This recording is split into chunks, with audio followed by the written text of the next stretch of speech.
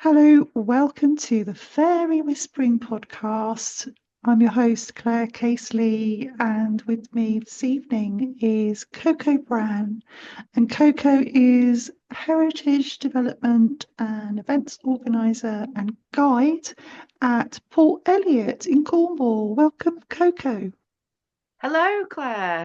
Hi, thanks for coming on. You're Uh, welcome. yeah, we met recently, didn't we? Yes, we did. Yes, we did. We Um, met here at Port Elliot. Met you at Port Elliot, and yeah, Coco gave me an amazing tour of the gardens because I'm going to be doing some fairy walks there in May. And whilst we were walking around, Coco shared her really interesting story and an experience connected with fairies. So I asked her on, and here she is. So Oh, yeah.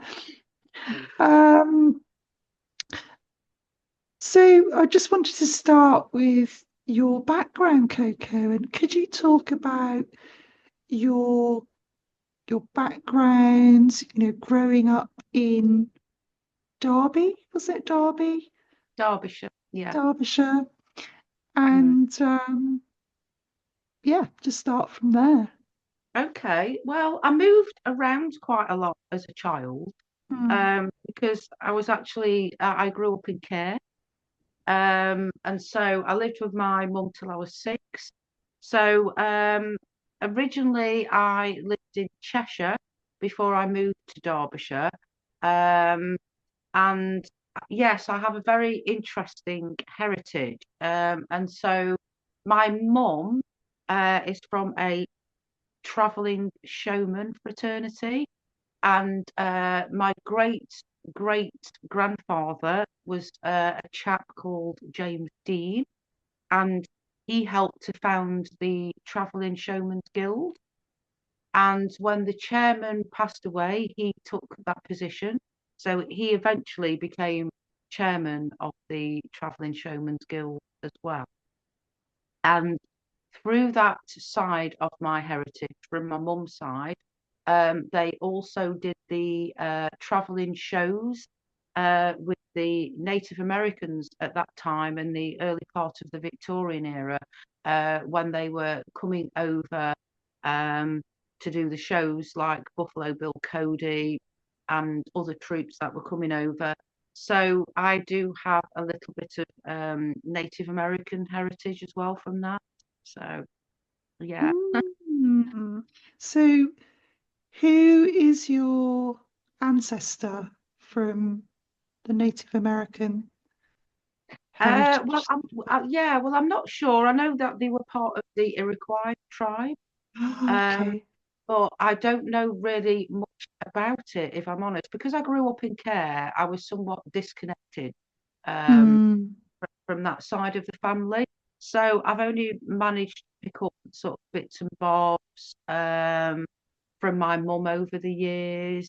And she was also disconnected from the fraternity as well. So there's lots of things that, that I haven't found out that I would absolutely love to find out. But I do know that they were from the Iroquois tribe.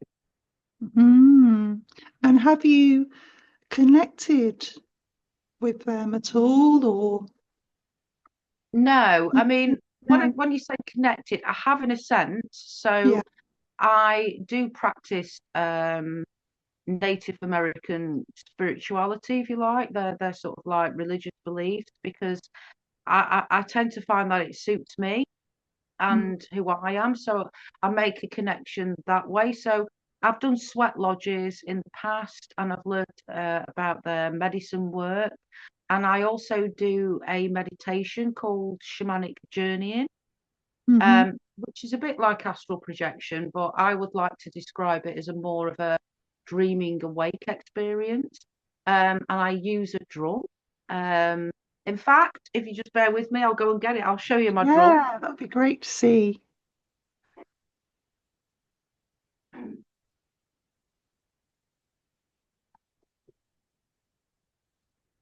Oh, So look at that's my that. drum. That's Yeah. amazing. And the And design on it, is that something you painted, Coco, on the drum or? no, this drum was given to me as a gift. And what it represents, you've got a thunderbird here in the middle. And at the heart of the thunderbird is the beating heart. Mm-hmm. And you've got colours going around the outside. So these represent the four directions and the medicine wheel. Yeah. And it also represents all the different races of the earth from north, south, east, and west. Mm, So that's there's a lot of meanings sort of interwoven with the drum. And I'm just going to try and get out my beating stick, um, which is a deer antler. So oh, bear with me because it's a bit twisty. So that's my beating stick there. oh, look at that. That's amazing. And Yeah. that's made of a deer antler. Uh-huh. So Wow. everything's in nature, and that's what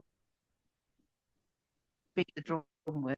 So Oh, yeah, because you were yeah, saying that you use that, you go out on the land and yes, play the drum. Yeah. yes, that's right. So I use the drum to drum myself into the shamanic journey of the meditation. Hmm. And when I say it's a dream and awake experience, it really is because you get to the point where you're not imagining anymore and you don't have any control over what happens in the shamanic journey. Just the same as you would when you're dreaming, you don't have control of what you're dreaming about until you wake up the next day and then you remember. So it's a very, very similar thing, but you're awake. Um, Hmm. and I have had the privilege of meeting some of my ancestors through doing Hmm. these meditations, which has been amazing. And I Oh, have that's actually yeah. researched um, some of my spirit guides when they've told me things. They've told me information within this shamanic journey about the tribes and what they meant and what they were about. And I've actually done the research on that, and it's all true. So Oh, yeah, it's pretty amazing because your ancestors are still here, you know. They're yeah. just in another realm, but they're Yeah. here to guide us and protect us, and they do.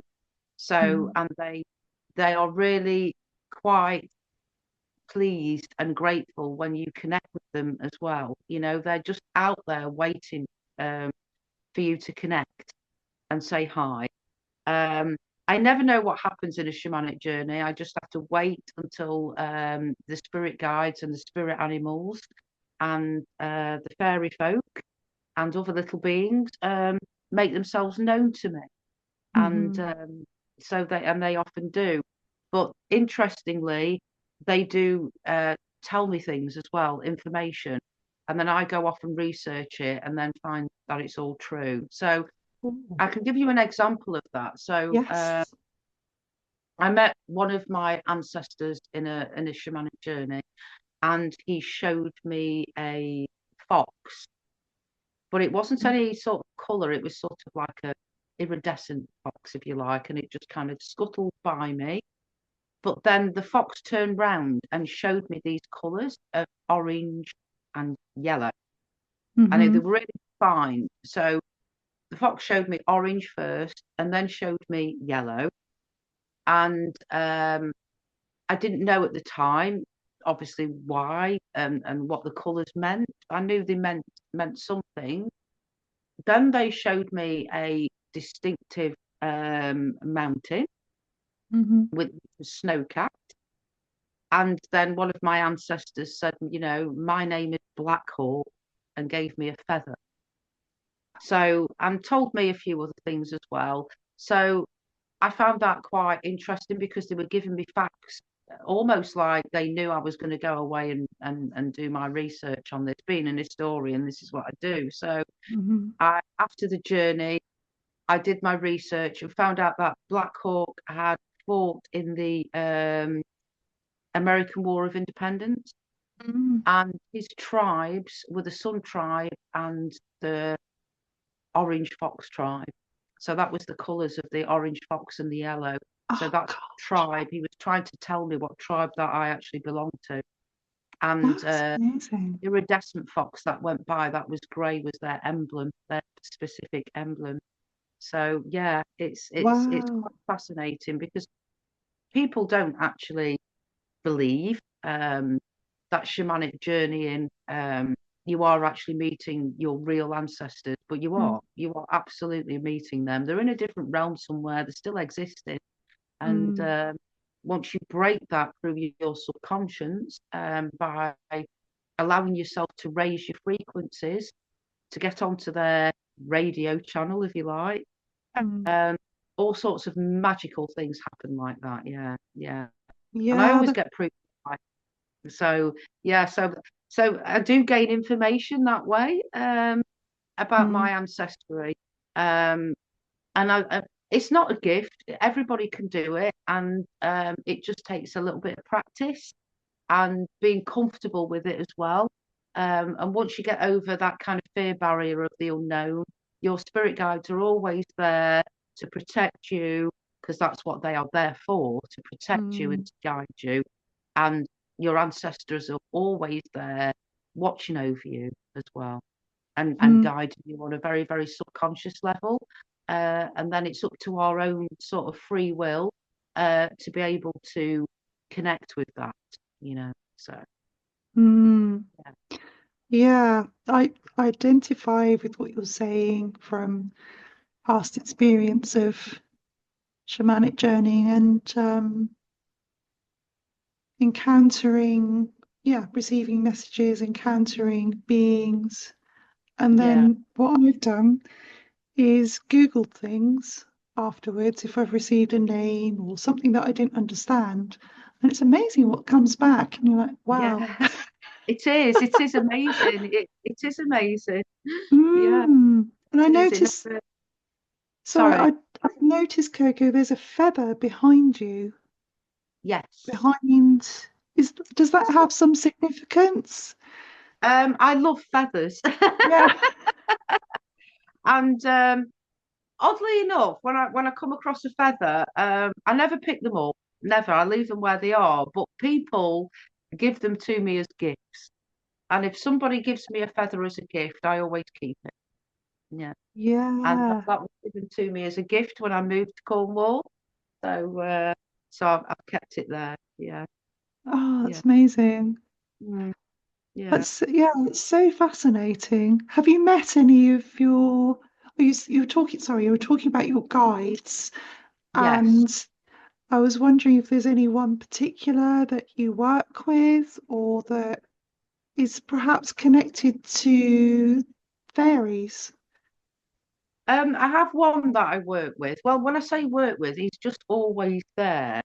And he's the one that sort of guides me in the right direction, if you like. So Mm, his name is Lightning Strikes, and he has mm, lightning strikes on painted on his hand.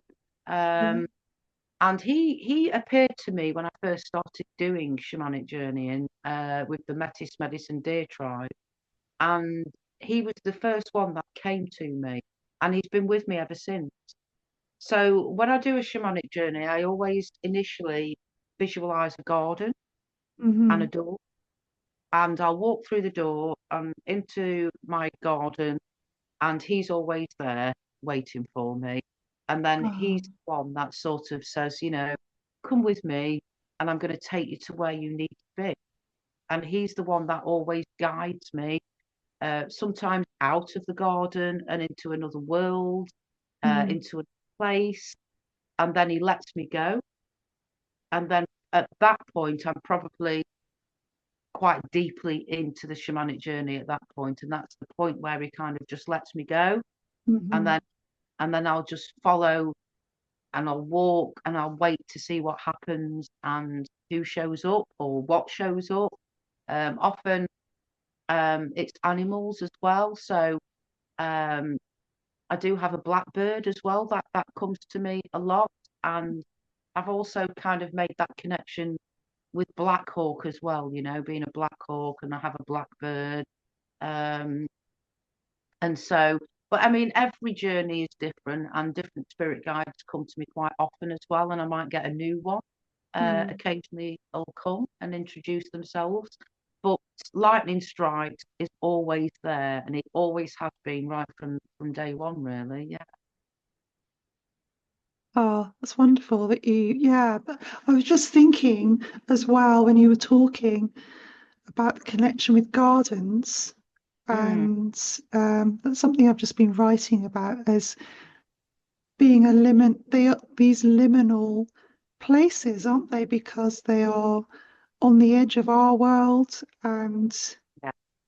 the fairy world, the spirit world. Yeah. So Yes. Yeah. That's right. Yeah. Yeah. yeah, they're sort of they're portals, aren't they, for us to connect with those other places.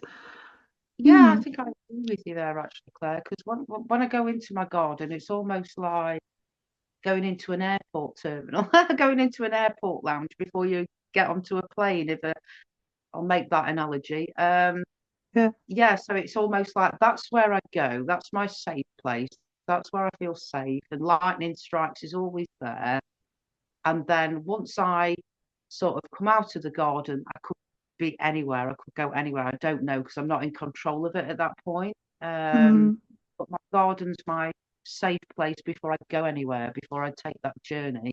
So yeah, it's almost like an airport lounge for me, somewhere that I go and wait until I'm actually going to catch the plane and go somewhere else.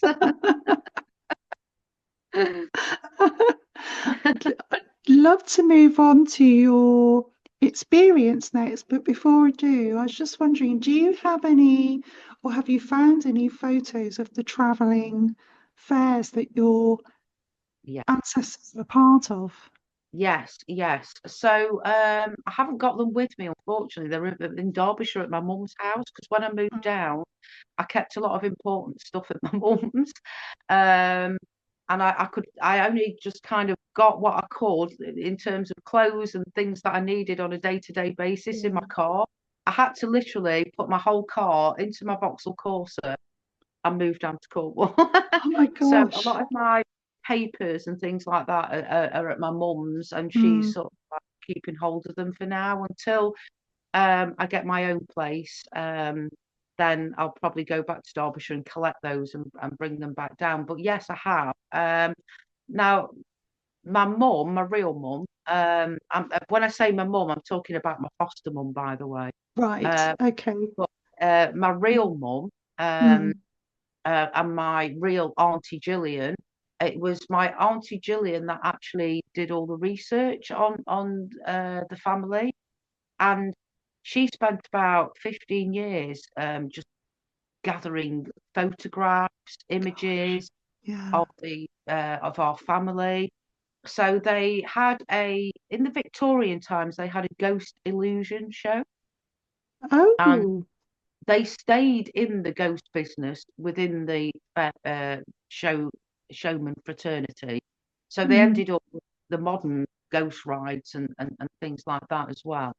Um, but yeah, they started off with a ghost illusion show, and one of my uncles, who I believe was called Reuben, he had sweet stalls, but he also used to make his own sweets in a little place behind his house. So we did find that out. And they also had a fruit and veg stall on the markets as well. So, and they used to call him Tuffy Dean. That was his name. Because That's up great. north, you call sweets Tuffies. Um, Yeah. and so, yeah, his name was Tuffy Dean because he always Oh. had sweets in his pocket, apparently, that he always used to give out to the kids, the Oh, family. wow. So if there was any sort of family get-togethers, Tuffy Dean had always come with his pockets full of sweets and he'd give them out to the children. But he made sweets for the fair. So that was one of my uncles, but then the rest of them ran a ghost illusion show, and then eventually they ran the ghost rides. Yeah. So we did find that, Uh, and I did have a photograph of one of my great aunties as well in her Victorian dress outside the Ghost Illusion show that they mm-hmm. used to have. And they were all from Wigan. Mm. Um, and obviously their meetings, when they were trying to have these meetings about sort of consolidating the Travelling Showman's Guild, but also the Van Dwellers Society. They used to meet up in a pub opposite Strangeways in Manchester. That's where they used to have the meetings. Mm. Um, but obviously, they travelled up and down the country. And I remember when I ended up in Derbyshire, because I lived not far from the border of Nottingham. Yeah. Um, and my real mum once said to me years ago, it's funny how you've ended up in Derbyshire so close to Nottingham, because your grandma was the last one who was born in a wagon, and she was actually born in Sherwood Forest. Oh, that's amazing. Yeah, and Oh, then I found out from an gosh. archaeological friend of mine who runs Mm, an archaeological group called Mercy in Archaeology, and he has done a lot of work in Sherwood Forest. And he was telling me that's where all the fair people went um, after Goose Fair, which is a big fair in Nottingham, and they mm, called them in the fairground fraternity the back end runs. And then they'd hmm. go and winter up in Sherwood Forest before they travelled back up north again. So my mum's story fits all the history. And there's Yeah. actually a place in Sherwood Forest called Fairview, and that's where obviously it was near where they had a yard somewhere in Sherwood Forest where they would go and winter up before they went headed up back up north, because Goose Fair was one of the last winter fairs that they did. Um, Mm. before before the end of the year. So yeah, so I did find out a lot about my family and what they did and things like that. Yeah. It's really interesting, isn't it, that they had this very nomadic lifestyle that Yeah, also connects with your Native American heritage as well, because they would have been nomadic people as well. And that's yeah. right. And like Mm, even my own life actually by default, but mm, so growing up in care, I never really stayed anywhere longer than 2 years, and I was moved and moved. So I spent my whole childhood moving around, and I had a very nomadic life because of it. Um, and then when I got to about 17, I left home and mm, went traveling around the world as well. So mm. it was kind of like in my blood. Yeah. To move around. And when I was a child, I didn't really know any different, um, because like I said, every 2 years I was moving around here, there, and everywhere. And then, Mm, oddly enough, when I got older and settled down finally, I became a chairman of a heritage trust. yeah. Then and I didn't actually think about it at the time until somebody actually mentioned it to me and actually said, it's really strange, Coco, because your great great grandfather was the chairman of the Travelling Showman's Guild, and you've Yes. ended up being a chairman of a trust. So there's lots of sort of Mm, parallels, that you could look parallels. between the life that I've had, Yes. um, and my ancestry, and Mm, also, with the traveling showman as well, very much so. Yeah, yeah. yeah. And it's amazing as well. I think it's worth mentioning what you did as part of that role, Mm. because you saved a castle. Is that Yeah, right? Which I think is incredible. yeah, yeah. So Yeah. basically, I mean, we were just a bunch of, I mean, I just graduated from university with a heritage English literature and history degree. Hmm. Um, and and then I had children, and I was kind of looking for something to do that was going to sort of, progress my career. But my career was on hold because I'd got children, Mm, and so I thought, I want to get involved in something. And it was actually the castle in our local village, and it was just collapsing in the middle of a field. Basically, it was a ruined mm, early 13th century medieval castle. And so a group of us got together, and we initially started actually as more of an action group to put pressure on the council to get the castle consolidated, mm, because an agreement had been put in place with UK Coal that they could outcrop near the castle, but then they got to consolidate it, but nothing had been done. So they'd mm, outcrop UK Coal for about 2 years, and then they'd stopped outcropping. They'd gone and moved on to another place, but the castle hadn't been consolidated. Mm. Um, so originally we were putting pressure on the council to get that consolidation work done. So, and we won, and we managed to get it done eventually. So that Mm. took us about a year of browbeating, lots and lots of browbeating the council, and eventually we got the consolidation works done. And we Yeah. were very present on at the site at the time that that was being done. And then we decided to then form a society originally. So we Mm. were originally called the Codnor Castle Heritage Society, Mm. Preservation Society. And then we decided that we'd invite Time Team there Oh, because we thought that would be great. quite exciting because there Yeah. wasn't really a lot known about the castle at that time. It sort of fell out Mm. of living memory. Um, the research was scattered up and down the country. So the history about the castle was quite sparse. So we thought Mm. we'll get Time Team there, and they might be able to find out exactly, what date the castle was built, and a bit more about the castle and its architecture. So Mm. anyway, Time Team came in 2007, Mm. and they spent 5 days there, and they dug for free. And it was just amazing because they found a Henry V gold noble coin. So they excavated part of the Amazing. moat. And we already knew actually that Henry V had been to Codnor Castle, gathering the retinue of the De Greys, who were Mm. barons there, Mm. to march to Agincourt, to the Mm. Battle of Agincourt, because Derbyshire archers were actually the best in Europe, predominantly because of Oh. the English ash that grew in Sherwood Forest, which was Oh. right on the boundaries of the castle. Yeah. Uh, and in fact, the deer park boundaries are still in existence there today. So we knew that um, the archers, he needed the Derbyshire archers to go, Mm. and they were Mhm. in great retinue. So they marched along with Henry V to Agincourt.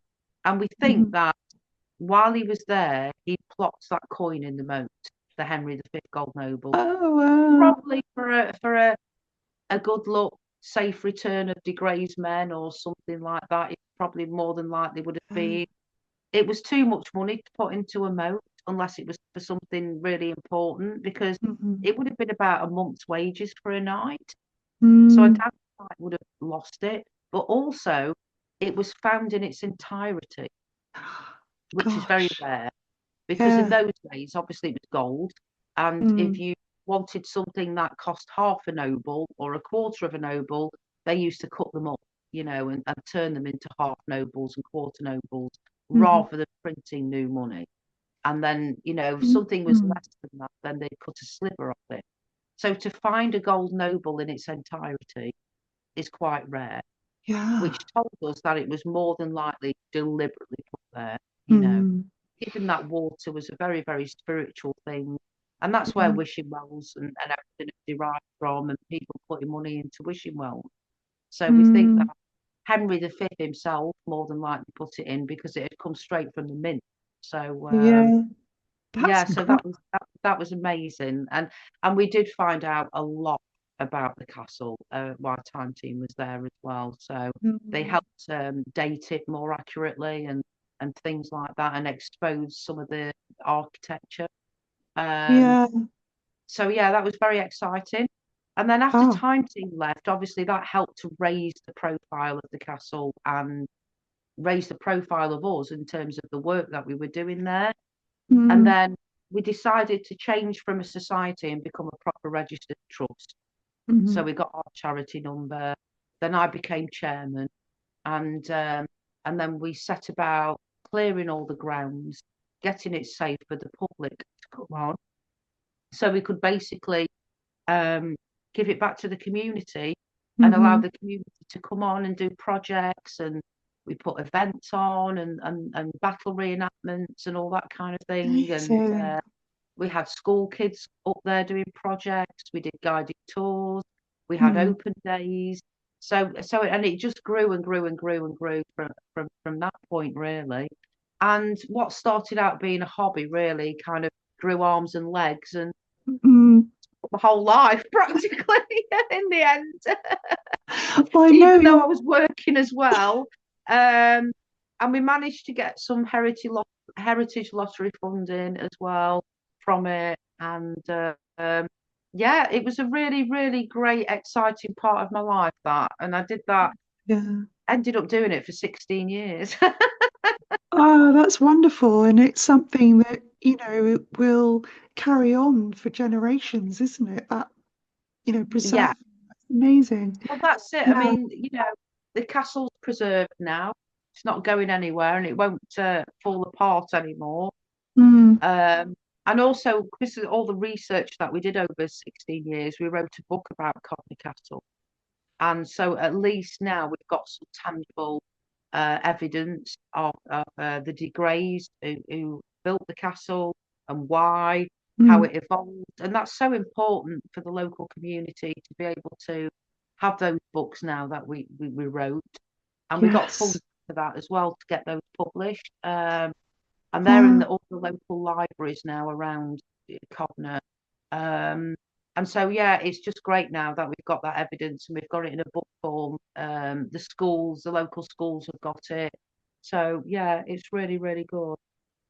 Amazing. I'd love to put up a photo of the castle. Has it got a website or is there anything online that I can look Yeah, up? so when the project finished after 16 years, because what happened was we were actually going for Heritage Lottery funding to see if we could Hmm. purchase it and have a visitor centre up there and a cafe and things. But Mm. we were always sort of like the access to the castle was always a problem. So we had to Right. rely on people walking up because it was down a lot of sort of like bad Mm. country lanes, really. And if you didn't have a four-wheel drive, Yeah. um, it was going to wreck people's cars. So we had to rely on the goodwill of people walking up, which they did Yeah. in their droves, actually. And Hmm. we did have use of the Tudor farmhouse when we used to make people coffee and cake and things Oh, like that. nice. Yeah, Yeah. so that was really, really, really nice. And we were sort of in the middle of going for Heritage Lottery funding, and we'd actually got the first round of it. So we got Mm. 20,000 and that was match funded with the Architectural Heritage Fund. And that was the first round of funding. And we were just about to go on to the second round of funding when my ex bought it. Ah. And because there was lots of ancillary buildings connected to the Mm. castle. So there was the Hmm. Tudor farmhouse. There was also a Tudor grain store. Um, there was a 1950s milking parlour. And that was the first one in the country that actually had a turntable milking system. Mm. Um, and that was huge. That was still there. And so he bought it to develop all those buildings, which he's still doing now. Ah. Okay. And that's why, and once he bought it, that was it. There was Mm. no reason, and he didn't want the trust there. And so we Mm. had to fold after 16 years, Mm. which at the time was heartbreaking. Mm. Um, but at the same time, sometimes you have to embrace change because better Hmm. things, can come about from it, which from my Yes. point of view actually did happen to me, luckily. Mm. Um, and so yeah, so we folded after 16 years, once that had happened. But I mean, he's doing a marvelous job, I have to say he is. Hmm. But yeah, so what we did was we decided to create a visual archive of all the work that the trust had done for 16 years. And also, we wanted to put all our sort of research and everything onto a public forum for people to just go on and look at. So we Hmm. did create a website. It's Hmm. www.codnercastlehistory.com, all one word. What is it? COT Codnor. NOR. Codner Castle, did you say? Yes, Codner. codnercastlehistory.com. Okay, because I can put that up on the Oh, great. when I Yeah, that'll be edit it, brilliant. I can Oh, put. Oh, Fantastic. yeah. So yeah, you'll so we've got loads and loads of photographs on there from all the consolidation work, some pictures of when Time Team were there, and Mm, then all the work that we did after that. So we got the probation services there as well, helping us, the National Citizenship Service. So students came to help us. We had lots and lots of different volunteers come in. mm. All our events, it's all on there. It's all on there. Yeah. Fabulous. I just have to say, for listeners listening from outside the UK, excuse me, just have a drink of water, Coco. Yeah. All right.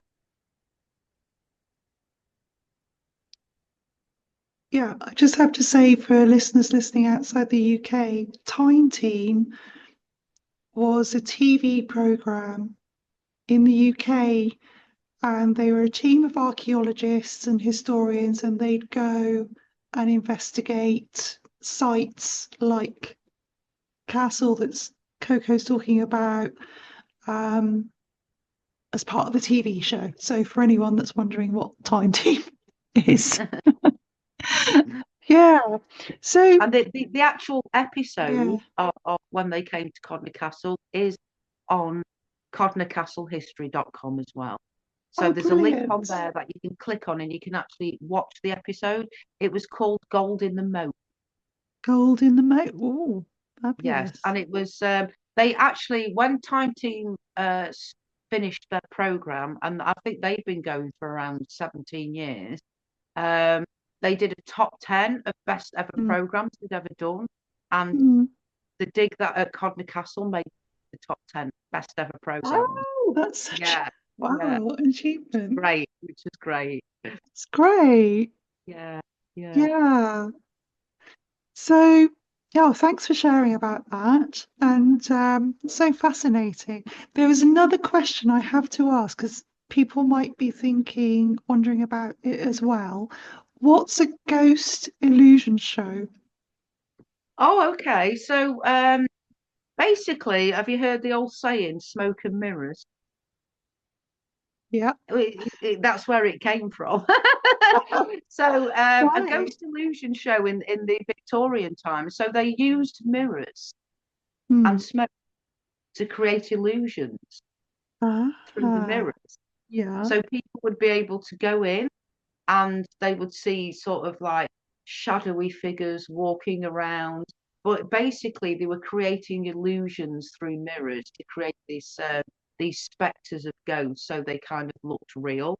Oh. I don't know how the mechanics of exactly how they did it, but I know they Hmm. used mirrors and smoke and things like that. Yeah, and that's where the term "smoke and mirrors" actually comes from. Is the ghost Oh, illusion shows at the oh, fair? it's so Mm, interesting. I'm going to look that up after I finish yeah. speaking. So I'm wondering whether we can go back now, Coco, to your childhood experience that you had. Yeah. Yeah. Mm. Well, I was around probably about 4 or 5. Um, and one night I was just lying in bed and I couldn't sleep. Um, and so I just ended up sitting up in bed. And to start with, I heard a noise. And to me, it sounded like when you're a child and you used to get a thick blade of grass and put it between your lips and blow it, and it used to make like a vibrating sound. Hmm. It was like that. It was that kind of vibrating noise, but it had a bit of a tune to it. So it was sort of like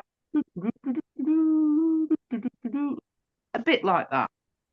So I heard the noise first, and I sat and I thought, and I looked around my bedroom, and I thought, where's that noise coming from? This vibrating noise that somebody blowing on a blade of grass almost. But there was this defined melody running through it. And I thought, where's that coming from? And then on my bed, right in front of me, all of a sudden, there was all these little people just marching across my bed. And they were really, really, really tiny. I'd say no bigger than my actual thumbnail. They were tiny. Now, in my 5-year-old brain, I thought they were Dolly Mixture people because Mm. that's what I thought as a 5-year-old. I just kind of equated them to sweets because they had very, really, really bright colours. They were wearing bright colours. And so there was purples and yellows and reds, and they were really vibrant. And they were holding flags as well. And Mm. there were brightly coloured flags. And it was almost like a parade. And they Mm. were looking like they were on a mission, like they Mhm. were going somewhere. And but there was them, thousands of them, and they were just going across my bed like that. So say if I'm 5 now and I'm sitting in my bed, they were literally going across me like that. Yeah. So And diagonally, yeah. yeah, Mm. and it went on all night. This wasn't just a split-second thing or a 5-minute thing. This was going on all night, and there was thousands of them. And they were all holding flags, and the music didn't stop. The music, the Mm. vibrations kept going on, and it just went on and on and on. Now, I sat there, I remember not being frightened. Mm. So I can't remember being fearful, but also I didn't feel compelled to touch them either for some reason, which would be pretty instinctive for a 5-year-old Yeah. to, to grab them or try, but I didn't. I think I Mm. was just fascinated with what I was seeing. Hmm. Um, and they just seemed so bright and so vibrant, these colours. Um, but yes, there was thousands and thousands of them, and I don't know if it was some sort of parade or whether it was them they were marching somewhere. I don't know, but they were definitely on a mission, because they were just going ahead and going by Mm. me, and they were carrying on. And it wasn't until it started getting light outside Mm. that they just kind of faded out. And then I shared a room um, with my brother then, who was 2 years older than me. This was back in the 70s, by the way, before it wasn't illegal Yeah. to share with your brother. Um, and I remember him waking up, and I remember saying to him as clear as day, "Did you see those little people marching across my bed Mm. all night?" And he went, "No, what are you talking about?" Mm. And that was it. But it was just something that I just never forgot it. I just never ever forgot that. And I suppose from one point of view, it opened my mind without me realizing it, I guess. Mm. To more spiritual endeavors as I got older, I guess. Yeah. I would say. Yes. I just want to talk a little bit about, know a little bit more about the people themselves. Could you see their faces, or was it just colours? Or Uh, yeah, I could. I knew there were people, even though they yeah. were tiny. I Mm. knew there were people. They had hats on and boots and things, and I could see that some of them had got beards. And Yeah. oddly enough, though, I don't know what colour they were. Mm. I, Yeah. I can't say whether they were European or African or Chinese. I don't know Yeah. what they were. Um, Yeah. but some of them did. I remember some of them had facial features and beards, but they were Mm. wearing hats, very bright clothes, Mm. boots, and they were all holding these flags. Yeah. And were they both sexes? Were there men and women as well? Or did they have children? Or was it they just Uh, adults? Or I can't remember thinking that they were male and female or mm. children. To me, they were Dolly Mixture people. Right. Yeah. So yeah, I can't remember thinking to myself, "Oh, that's a man, or that's a woman, or that's a child." I just remember them being people marching across my bed and walking across my bed. Wow. And did they have any animals with them? Not that I remember, no, not that No. I remember. Yeah, it's just fascinating because in Cornwall, where you are now, there's they talk about different, some of the folklorists talk about different types of fairies. So there's the piskies, but they also speak about the little people. So these are small people that come out of the mounds, the burial mounds in Cornwall, and sometimes they go to people's homes um, to they just march into people's homes to dance and Oh, play. that's interesting. Yeah, Yeah. yeah. It So did feel carnivalesque. yeah, It felt celebratory, it wasn't mm, sort of a macabre kind of march, if you like. It wasn't somber. They were hmm, they seemed upbeat, if you like. They were yeah, sort of jolly while they were marching, and the music was quite, jolly as well. The vibrations and the mm, melody was quite like a jolly melody. It wasn't sad or anything. I didn't get that impression. I just got the impression that they were marching across my bed with this kind of jovial music playing, as though somebody was playing a blade of grass almost, or um, but I can't remember them having instruments. I can't remember. I can't remember whether they were male or female or mm. anything like that. They were just really, really tiny, brightly coloured, and I do remember them holding flags, and I remember them wearing hats as well. Oh gosh, Yeah, yeah. And I've never yeah, forgot it. Never I've forgot it. Because it went on all night for hours and hours and hours. it's It seemed like amazing. a lifetime at the time being fun, Mm, and I couldn't quite believe it when the sun was starting to the daylight was starting to appear through my window. I couldn't mm, quite believe that I'd been awake all night as well watching this. But there was yeah. thousands of them. I mean, thousands. Did it Yeah. feel, because sometimes with fairy experiences, there's some time dilation. So did it feel like you'd been there for hours, or did it feel like a shorter, like the night just went really quickly? Yeah, it didn't feel like I'd been awake all night, which I obviously had been. Um, Mm, it didn't feel like that until the sun started shining through the window, and I suppose the realization that it was morning. yeah, Um, and then they disappeared. But I can tell you what did happen after that. yeah.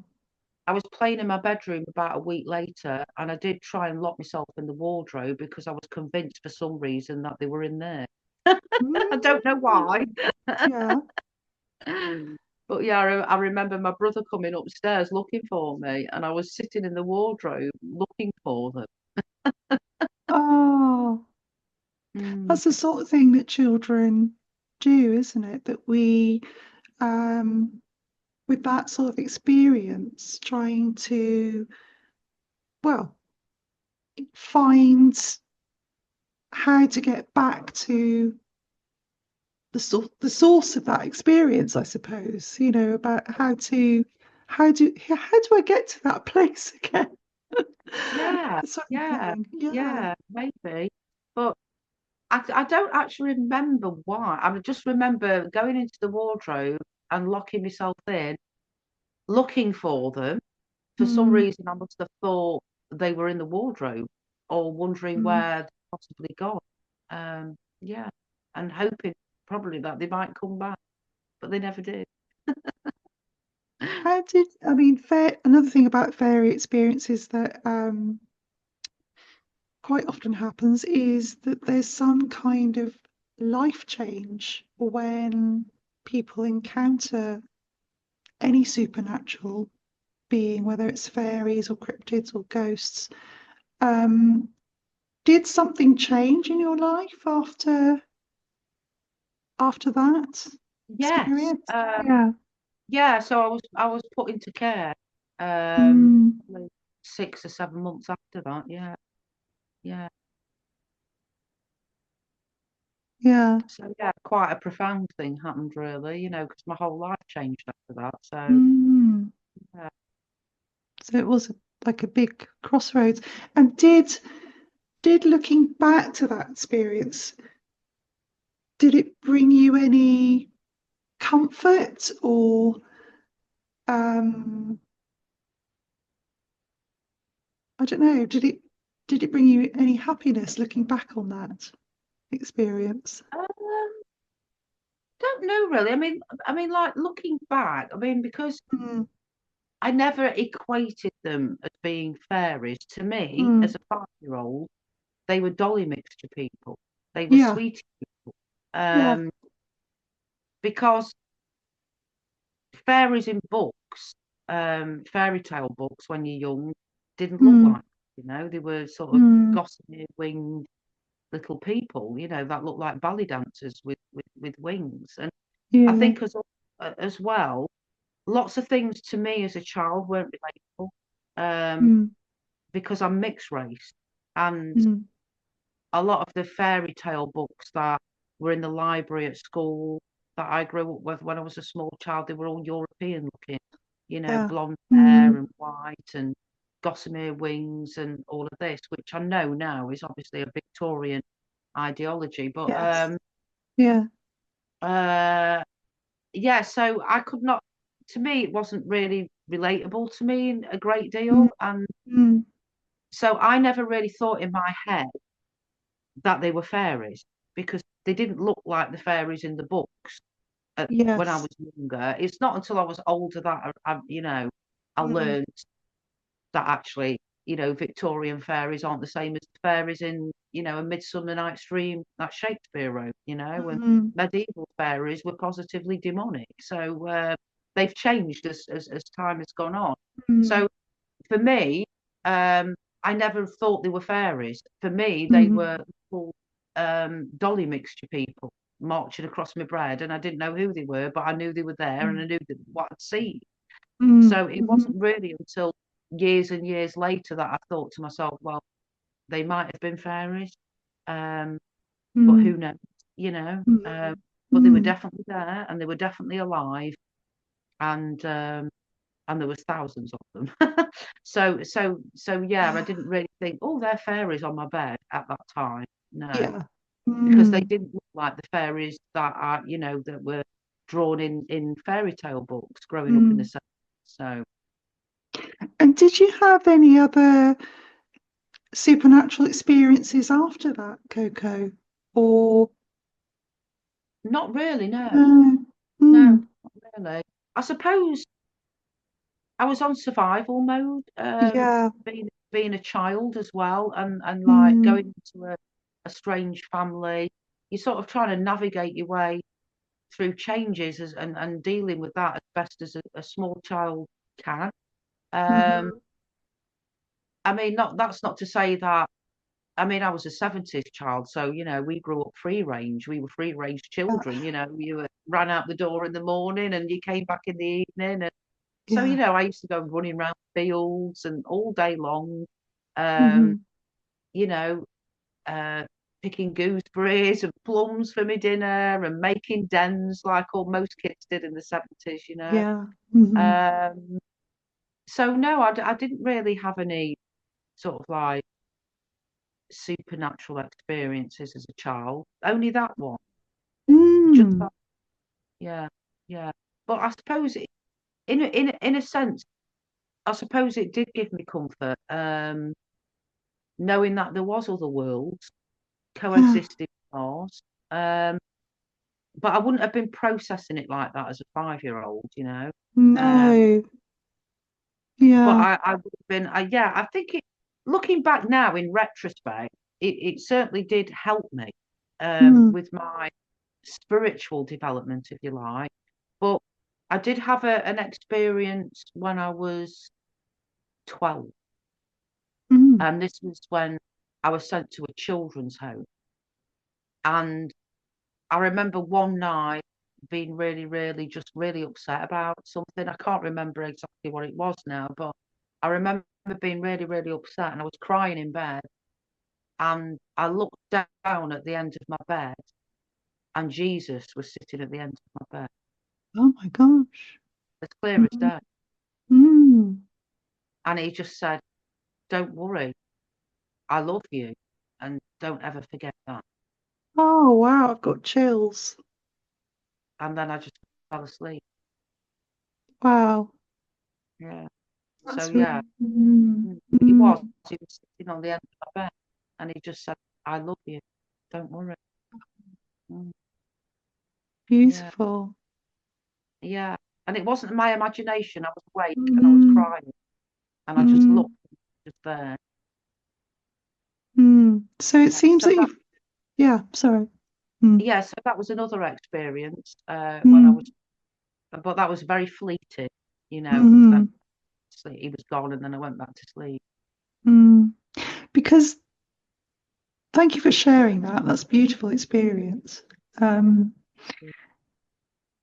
but coming up to the present day, you now do ghost tours, don't you? And that's really Yes, I do. interesting that you're Yeah, now doing these yeah. ghost tours. And I'd love to hear about that, a little bit about that, and your any ghostly experiences you've had. Mm. Um, well, yeah. So we did.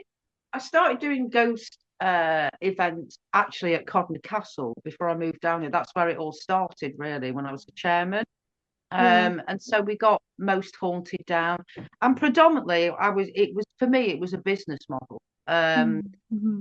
because I recognised it was a lucrative business, and we had to kind of prove that we were going to be self-sustainable to Heritage Lottery funding at the time. And I thought it was a really good way of sort of like raising a good revenue to prove to them that we could be self-sustainable. So at the time, I was looking at it more from a business point of view than anything else. Mm-hmm. Um, so we got Most Haunted there, and that helped us. They helped to raise the profile of the ghost business. Um, Now, I never saw any ghosts at Covent Castle. Um, but what used to happen to me up there quite a lot was that I used to get memories that I knew weren't mine. Mm-hmm. So Mm-hmm. I'd be walking, through the south court of the castle, and all of a sudden I'd get a memory in my head, but I knew it didn't belong to me. Mm-hmm. And so things started working through me by these memories all of a sudden just popping into my head, knowing that they weren't my memories. Mm-hmm. Uh, so that was a bit strange, and that used to happen quite a lot as well. And I used to tell my foster mum because she was a trustee as well.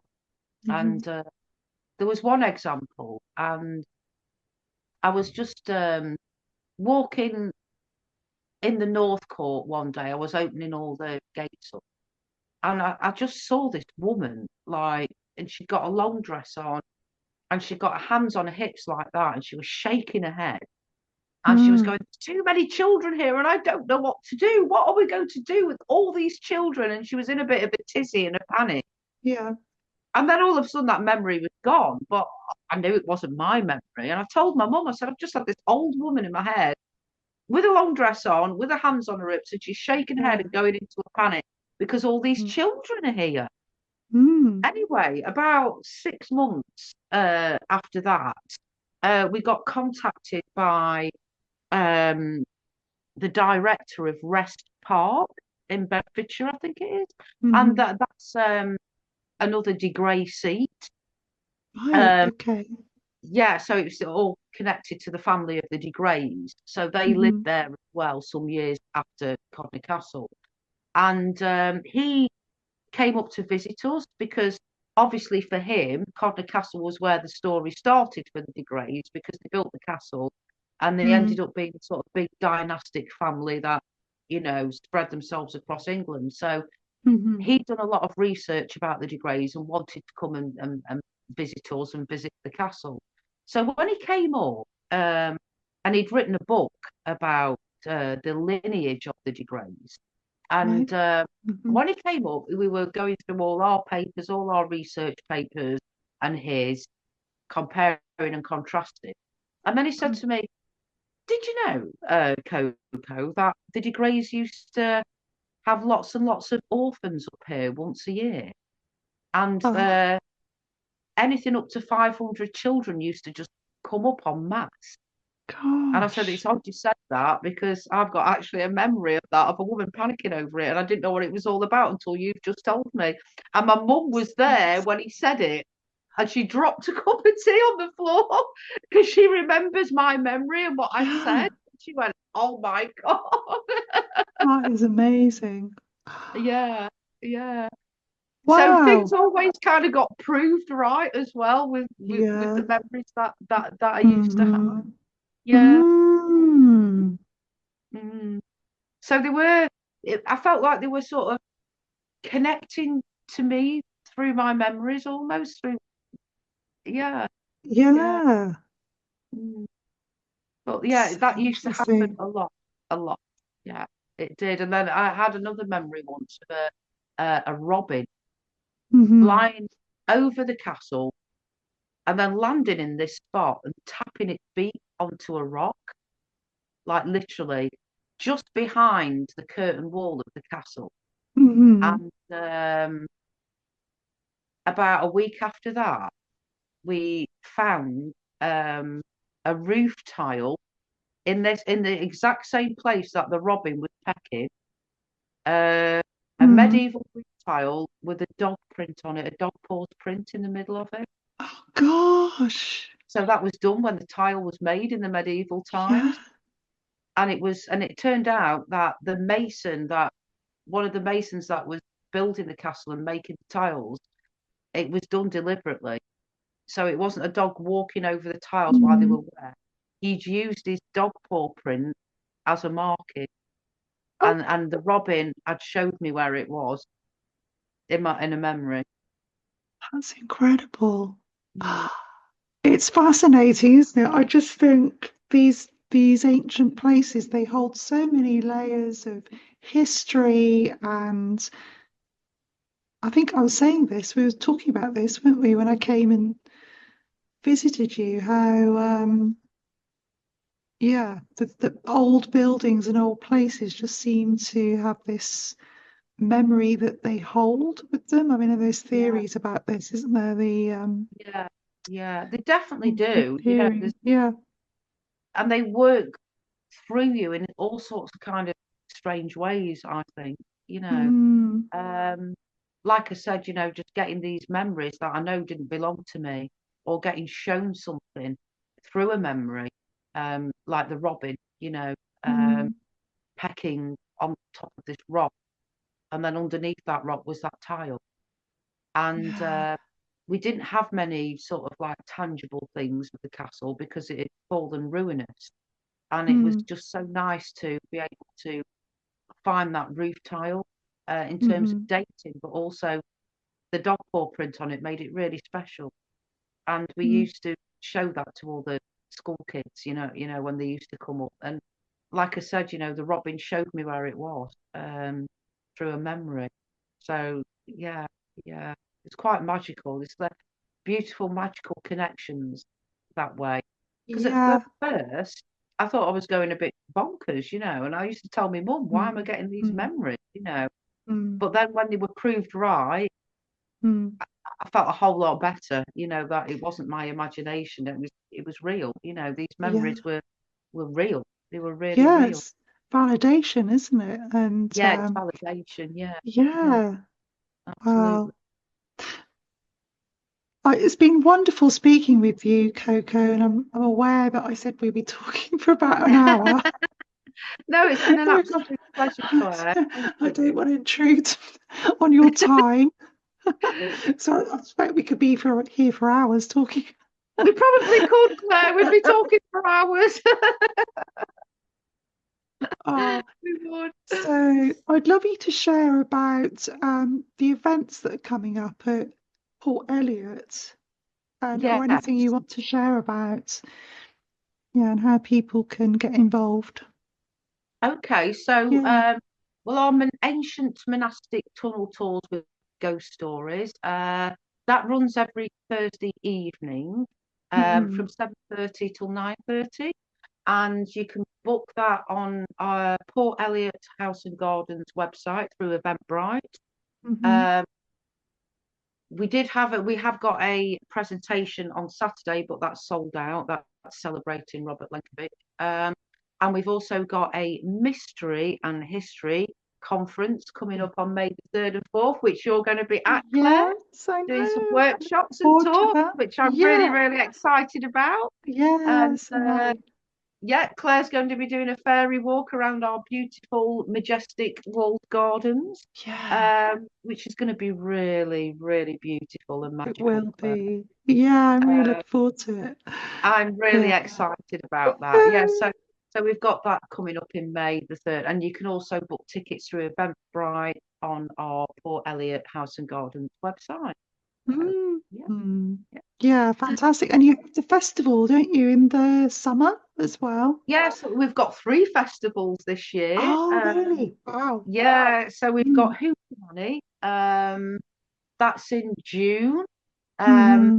and they're all advertised on Tunes in the Park website. Okay. Um, so Mm. we've got Hootenanny in June, Wild Gardens in July, and then we've got Tunes in the Park in August. Oh, what's the wild gardens? That sounds interesting. Well, they all sound fascinating, but So the Hootenanny is more of a sort of nostalgic um, 90s festival. So we've got hmm. acts like Sugar Babes and sort of those pop bands in the 90s. So that's more of a nostalgic festival. Wild Gardens is more of a dance festival. So Dizzy Rascals headlining, Wow. Shy FX, and Mm. so yeah, so that's sort of more geared for Hmm. dance music and Hmm. tunes in the park. That's more sort of sorry, I'm going a bit of a cough It's now. okay. Tunes in the Park is more sort of like pop music as well, but more current. So Hmm. all three are slightly different. Yeah, yeah. But we've Sounds got for brilliant. Wild Gardens, I think they're going to do this year for the first time a rave in the maze. Yeah, That sounds great. yeah. Oh, But we do have a big well-being area as well at yeah. all festivals. So we've got Mm. the hot tubs and the ice baths and the plunge baths because we're very lucky that we have an estuary here. So there'll be Mm. kayaking as well along the river and yoga. Cool. Yeah, so there'll be all sorts of things happening at the festivals as well. Yeah. That's amazing. Well, thank you ever so much, Coco. It's been lovely speaking with you and so fascinating what you shared. Oh, And thank you, Claire. It's been a pleasure. yeah, yeah, it's been really lovely.